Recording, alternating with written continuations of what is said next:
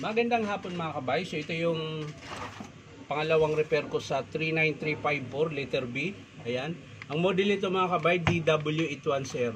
So ang papalitan natin mga kabay ay armature. Ayan. Buo na po yung armature niya. May kasama ng bearing 607, 608.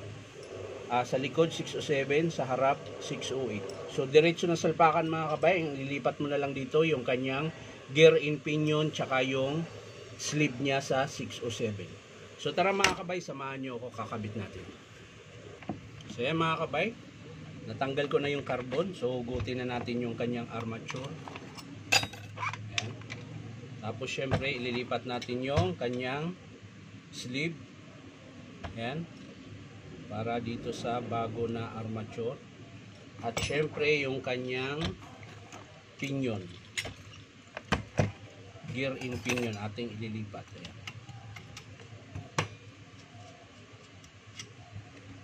So yan, ganun lang kadali mga kabay magpalit ng armature ng DeWalt na 810. Ayan. Medyo matagal lang mga kabay kung kasamang palitan yung kanyang gear, yung malaki dito. Kasi ipipres mo pa matagal. So ito, madali lang mga kabay yan.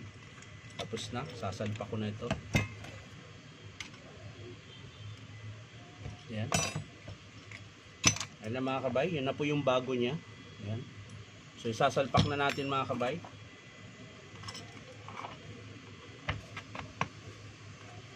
Ayan.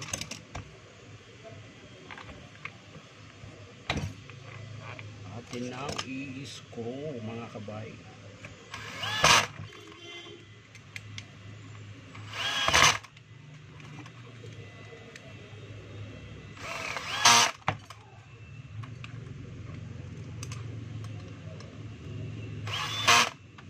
Tapos, balik natin yung kanyang carbon mga kabay.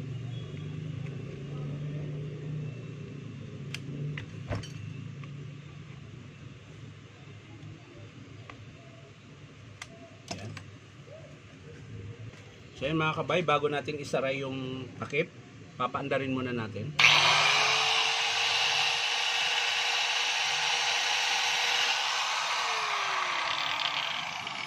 So wala po siyang siklab mga kabay. So lalagay na natin yung kanyang brass cap mga kabay.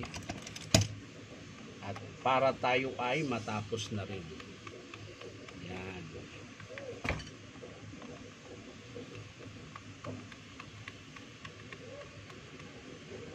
So yan lang mga kabay. Maraming salamat sa panonood at palike and share na rin po. At syempre po baka naman po pwedeng subscribe nyo po sa aking YouTube account na Inom Tabay.